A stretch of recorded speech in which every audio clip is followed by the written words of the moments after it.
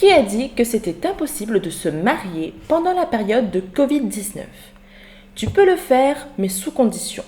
Je dirais même que se marier durant cette période serait comme avoir l'un de ces mariages qu'on voit à la télévision, où le désir et l'envie de s'unir avec la personne qu'on aime devient plus forte que toute l'organisation et tous les obstacles qu'on peut rencontrer.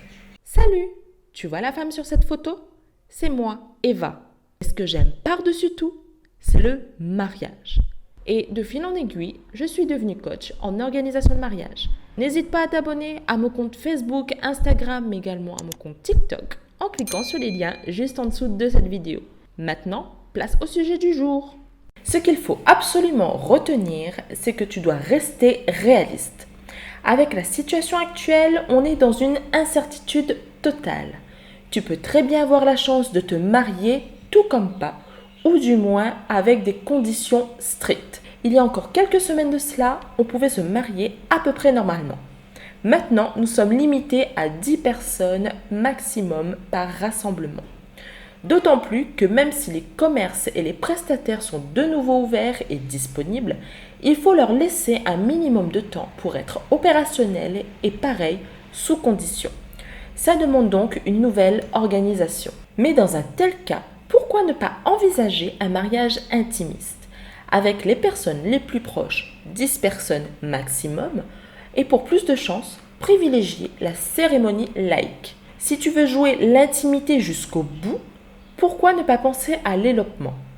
Pour le coup, toi et monsieur ton futur mari seraient les seules personnes présentes, avec le célébrant, voire les témoins. Vous allez vivre ensemble ce mariage comme si vous étiez les seules personnes au monde. Après, si vraiment tu as envie d'avoir tes proches, tu peux aussi les faire participer grâce aux vidéos en direct, comme les lives Facebook par exemple. Ce ne sera pas pareil, mais c'est une solution envisageable. Après, tu as la possibilité de faire une énorme fête quand cette période de Covid-19 sera officiellement terminée. Le but est de rester en bonne santé et non pas de culpabiliser parce qu'à cause de ton événement, il y a eu contamination. Je te conseille de faire ta cérémonie en bord de plage ou encore dans un jardin parce que ce n'est pas parce que tu es limité dans tes actions que ton mariage ne doit pas être magnifique. Besoin d'un lieu pour fêter tout ça ? Comme il y a peu de personnes, fais-le chez toi ou chez un de tes proches. Imagine une petite déco sympathique pour rendre le lieu chaleureux, des jeux pour l'animation et de la musique pour mettre un peu d'ambiance. Et puis, rien de mieux que des plats faits maison. Et tu as encore plein d'alternatives pour un mariage intimiste dans ce contexte assez particulier.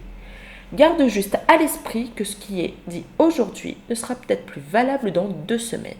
Reste donc vigilant mais surtout polyvalente, car c'est la clé d'un mariage réussi durant cette période.